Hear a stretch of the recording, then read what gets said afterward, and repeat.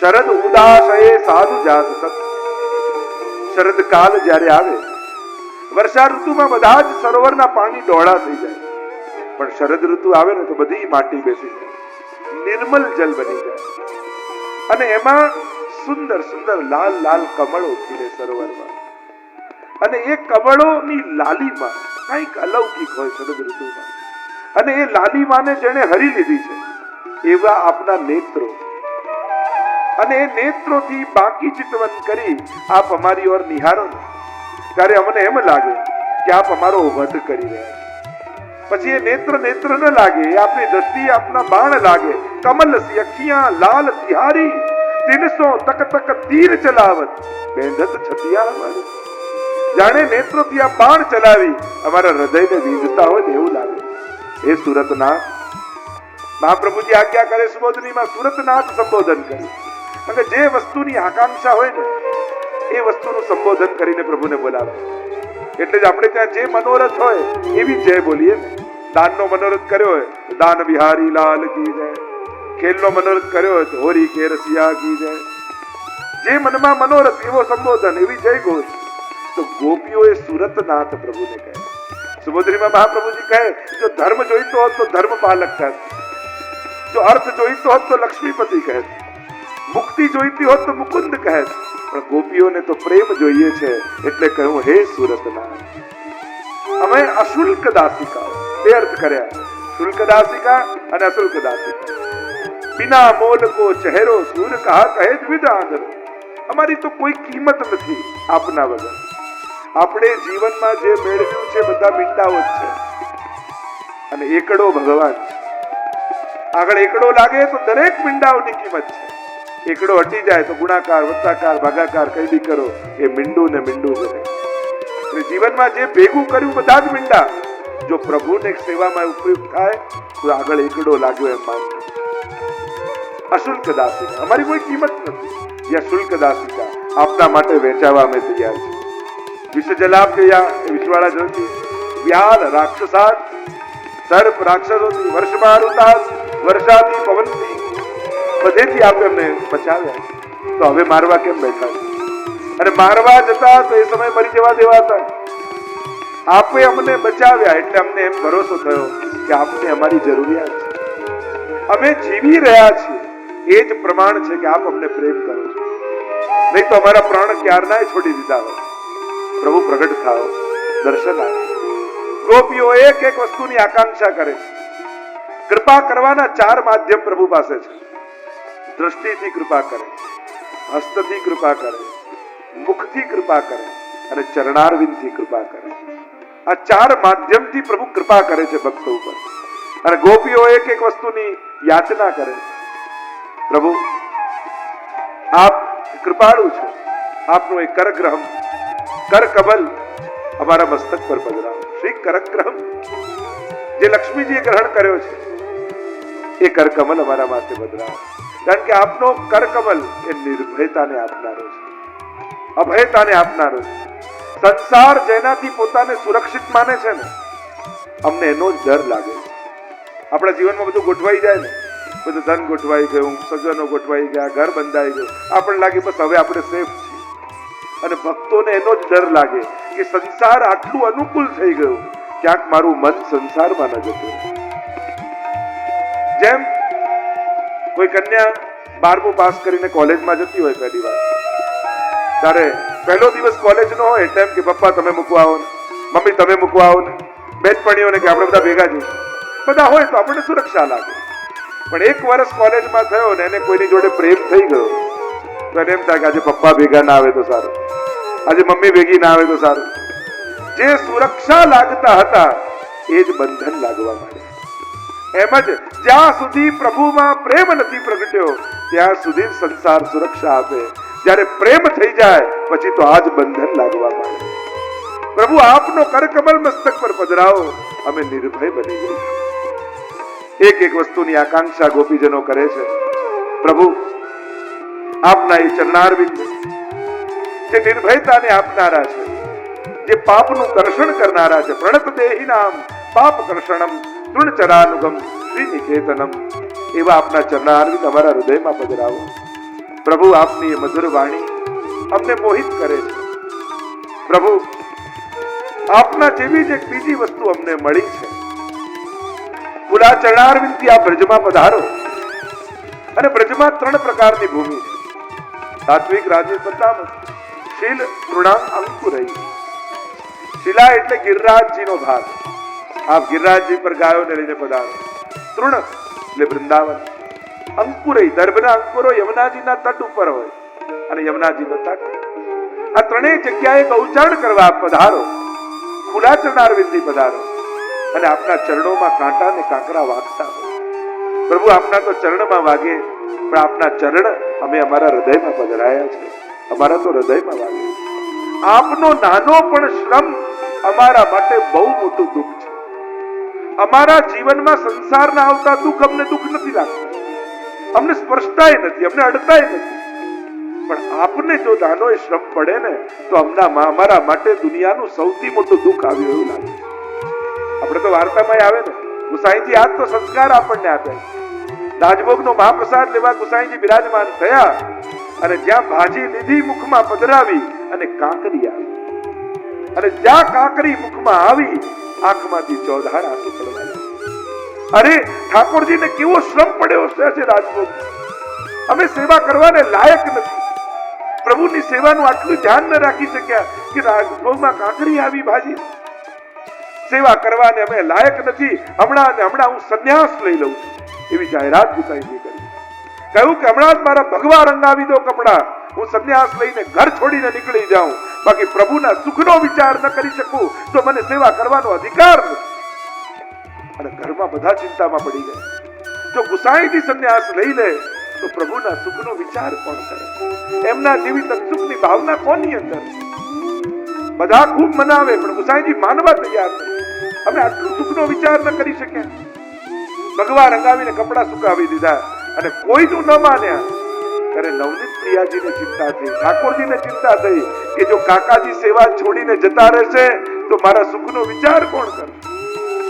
કેમે કરીને માનતા નથી એટલે યુક્તિ કરી નવનીત પ્રિયાજી. ઠાકોરજી પોતાનો વાઘો હતો ને એને પણ ભગવા રંગનો રંગી ગુસાઈજીના વસ્ત્રોની બાજુમાં સૂકવી દીધો.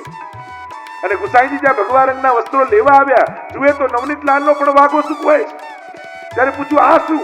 ત્યારે નવનીત પ્રિયાજીએ કહ્યું, જો આપ સંન્યાસ લઈને ઘર છોડીને જાઓ ને તો હું સંન્યાસ લઈને આપની જોડે આવું છું, પણ આપના વગર હું નહીં રહી શકું. આપની અંદર જે તત્સુખનો ભાવ છે એવો તો કોની અંદર બને? આ ભાવના સેવા છે. ગોપીઓની અંદર પણ આ વાત આવી કે આપના ચરણમાં વાગે, અમારા તો હૃદયમાં કાંટો વાગે. આપનું લેશ માત્ર પણ શ્રમ અમારા માટે દુનિયાનું સૌથી મોટું દુઃખ છે.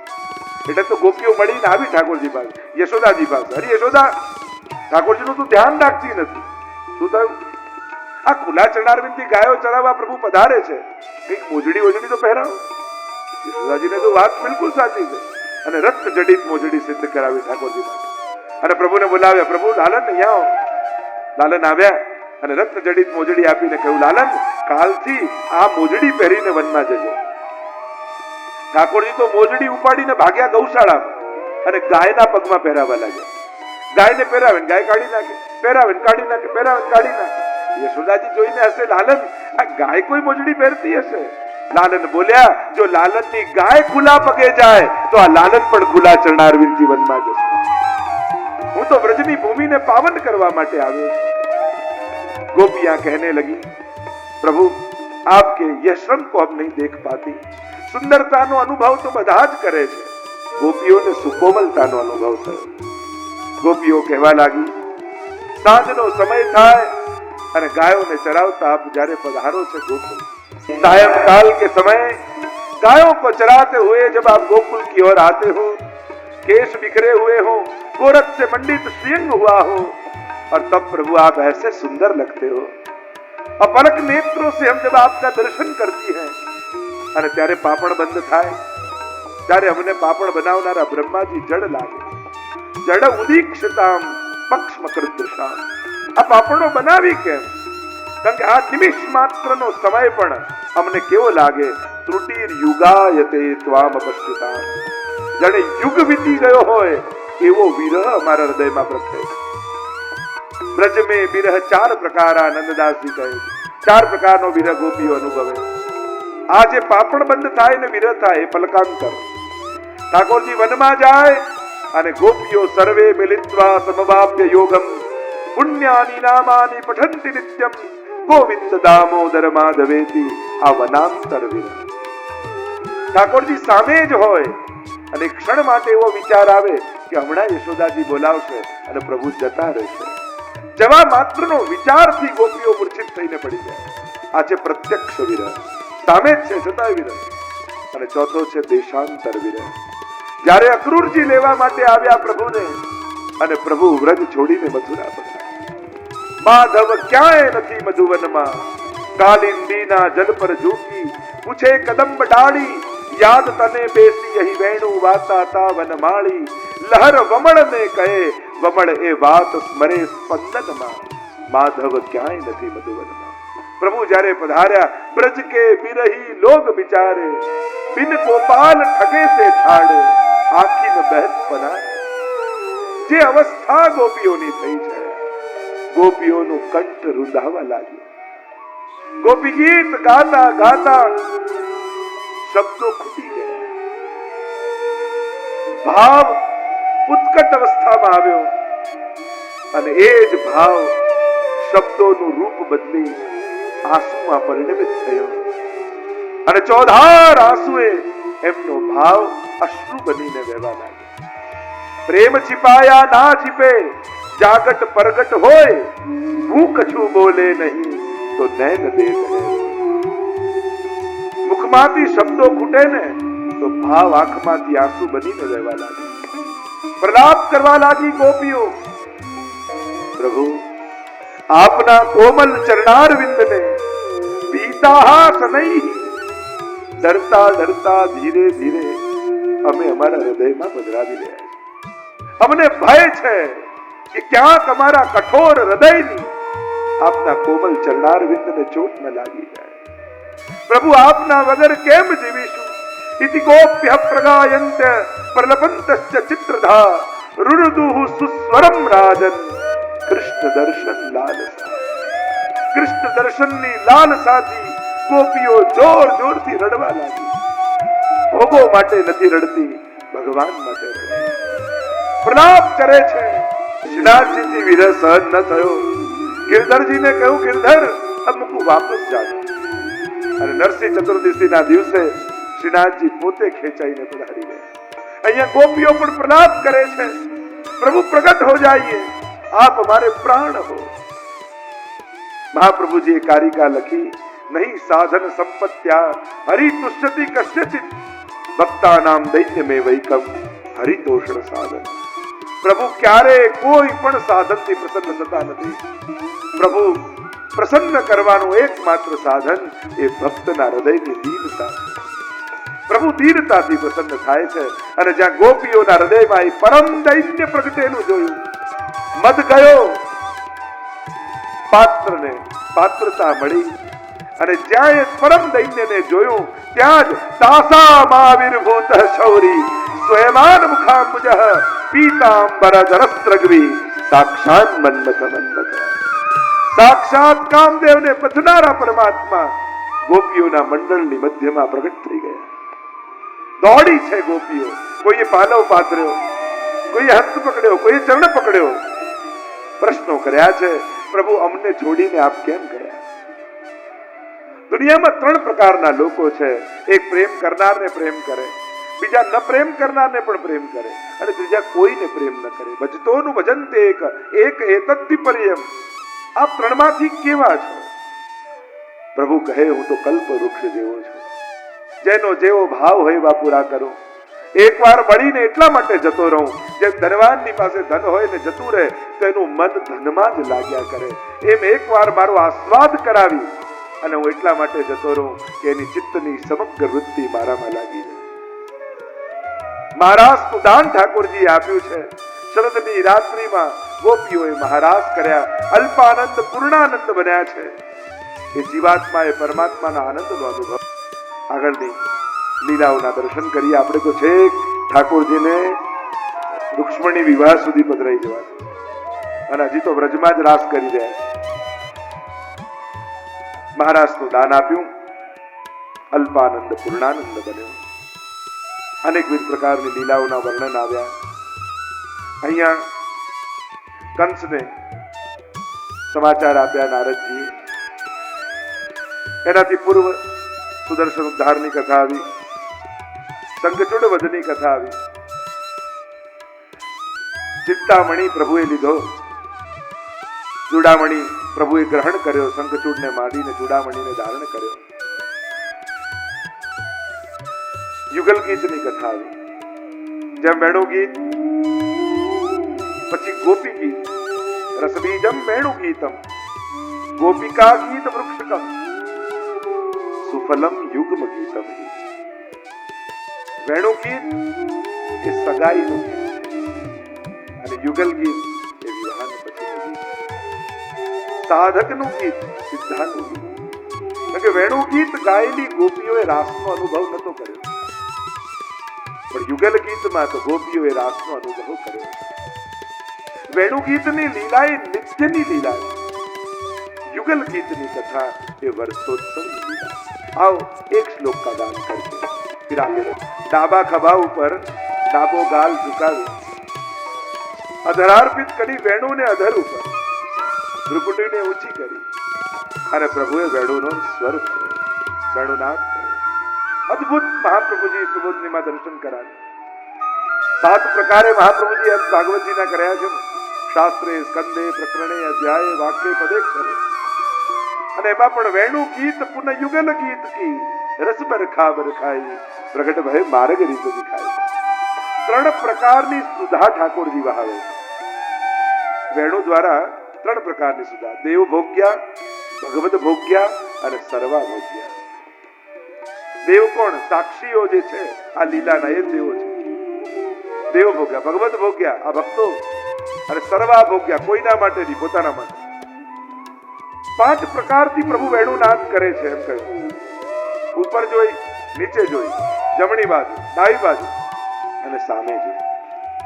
અને વેણુનાદ કરતા જે તરફ દ્રષ્ટિ હોય એના પરથી ખબર પડે કે કોના માટે વેણુ વગાડે. વામ બાહુ કૃત વામ કપોલો, વામંગ સ્વામીજીનું છે ને, એટલે એ તરફ ઝુકાવે અને વેણુનાદ કરે. અનેક અનેક ભાવો યુગલ ગીતમાં વર્ષોત્સવની લીલા છે અને એટલા માટે 26 યુગલ છે. 13 યુગલ 26 શ્લોક, કારણ કે 12 માસ અને 13મો અધિક માસ એનું પણ વર્ણન છે. વિવિધ પ્રકારની આપણે ત્યાં સેવા પ્રકારમાં પણ 2 પ્રકાર ચાલે છે. એક નિત્યનો સેવાક્રમ અને બીજો વર્ષોત્સવનો સેવાક્રમ. કીર્તન સાહિત્યમાં પણ તમે જુઓ તો વર્ષોત્સવનો ક્રમ અને નિત્યનો ક્રમ. એમાં ઉષ્ણકાળ, શીતકાળના ક્રમ લઈએ અને વર્ષોત્સવનો ક્રમ લઈએ. એમાં પણ સેવાક્રમમાં પણ મહાપ્રભુજી અને એમાં પણ શ્રી ગુસાઈજી જે સેવાક્રમ રાખ્યો. નિત્યનો ક્રમ કોને કહેવાય? સવારે મંગળાથી શયન સુધી. અને વર્ષોત્સવનો ક્રમ કોને કહેવાય? તમે સેવાની પુસ્તક ખોલો તો તમારો સેવાનો ક્રમ જન્માષ્ટમીથી શરૂ થાય. વર્ષ શરૂ થાય ત્યાંથી શરૂ નથી થતો. આ પંચાંગ નથી. પંચાંગમાં શું થાય કે વર્ષ જ્યાંથી શરૂ થાય ત્યાંથી ક્રમ શરૂ થતો હોય, ગણતરી. પણ સેવાની પુસ્તક તમે જોશો તો વૈષ્ણવનું વર્ષ ક્યાંથી શરૂ થાય? ઠાકોરજી પ્રગટ થયા ત્યાંથી, જન્માષ્ટમીથી શરૂ થાય. અને જો થોડીક ભાવનાનું દર્શન વર્ષોત્સવની લીલાનું કરીએ, જ્યારે વર્ષા ઋતુ આવે વ્રજમાં, ચારે બાજુ વાદળો ઘેરાઈ ગયા હોય અને પ્રભુ ગૌચારણ કરવા માટે પધારતા હોય અને ગોપીજનો વનમાં પ્રતીક્ષા કરતા હોય. ચારે બાજુ વાદળો ઘેરાયા, ગડગડ ગડગડ ગડગડ શોર થવા લાગે અને બૂંદ અચાનક લાગી, અચાનક વર્ષા વરસવા લાગે. ઠાકોરજી સંતાઈ જાય ગહન કુંજોમાં. અનેક પ્રકારની લીલાઓ થાય અને વર્ષા ઋતુમાં બધી જ લીલોતરીઓ વ્યાપી ગઈ હોય અને વૃક્ષને લપેટીને અનેક વેલો ઉગી હોય અને વેલોને ભેગી કરી સુંદર હિંડોળાઓ સિદ્ધ કરે. અને હિંડોળાના દિવસો આવે ત્યારે ગોપીજનો ભેગી થાય, વિવિધ પ્રકારના હિંડોળાઓ સિદ્ધ કરે. ક્યારેક કુસુમના, ફૂલોના, ક્યારેક લીલા મેવાના, ક્યારેક સૂકા મેવાના, ક્યારેક પાનના, એવા ભાંતિ ભાંતિના હિંડોળા સિદ્ધ થાય અને યુગલ સ્વરૂપને પધરાવી ચોટા દઈ અને હિંડોળા ઝુલાવે.